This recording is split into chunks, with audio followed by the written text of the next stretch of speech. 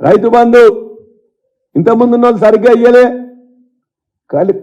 ఖజానా ఖాళీ అయిపోయింది, పైసలు ఎక్కడి నుంచి ఇవ్వాలి, లంక మీదలు ఉన్నాయనుకుంటే లేవని చెప్పేసి ముఖ్యమంత్రి అంటే మంత్రులు ఖజానా ఖాళీ అయింది అంటున్నారు. రైతు బంధు కోసం 7 విడతల్లో 75,000 కోట్ల రూపాయలు ఏనాడు ఇబ్బంది పడకుండా ఇష్యూ రిలీజ్ చేసింది గత ప్రభుత్వం. రెండోసారి 7 విడతలుగా 75,000 కోట్లు ఇచ్చినాం.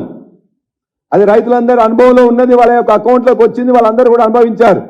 ఈ యొక్క 8వ విడతకు సంబంధించిన డబ్బులు 7,500 కోట్లు కూడా ఎలక్షన్లు అయినా పర్మిషన్ తీసుకొని బ్యాంకులో వేస్తే వాటిని వెయ్యనీయకుండా అడ్డుపడ్డది కాంగ్రెస్ ప్రభుత్వం. కాంగ్రెస్ ఏర్పడ్డ తర్వాత కూడా ఆ పైసల్ని ఎక్కడికి పోయినాయో మీకు తెలుసు, మీ మంత్రివర్గంలో ఎవరు డబ్బులు తీసుకున్నారో మీకు తెలుసు, ఏ కాంట్రాక్టర్లకు మీరు ఇచ్చిందో మీ అందరికీ తెలుసు. ఇవాళ ఖాళీ ఖజానా ఇవ్వలే, ఖాళీ ఖజానా కాదు, 7,500 కోట్లు రైతు బంధు కోసం బ్యాంకులో వేసి పెడితే దాన్ని బ్యాంకుల నుంచి వెళ్ళి ట్రాన్స్ఫర్ చేసే ముందు రోజున పనిచేసింది మీరు, వాడుకున్నది మీరు, లబ్ధి పొందింది మీరు, రైతు బంధు ఇవ్వలేకపోయింది మీరు. ఇవాళ రైతు బంధు ఖాళీ ఖజానా ఇచ్చిందని చెప్పేసి అబద్ధాలు మాట్లాడుతున్నారు.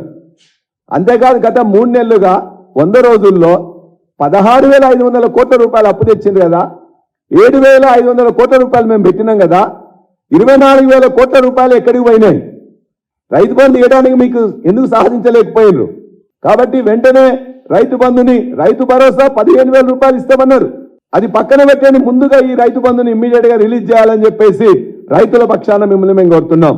ఇంకో మాట మాట్లాడిండ్రు, గత ప్రభుత్వం ఏమీ చేయలేదు, వ్యవసాయాన్ని పట్టించుకోలేదు, సాగునీళ్ళు ఇయ్యలేదు, మొత్తం కూడా దండగా చేసిందని చెప్పేసి మాట్లాడిండ్రు ఇదే వ్యవసాయ శాఖ మంత్రులు.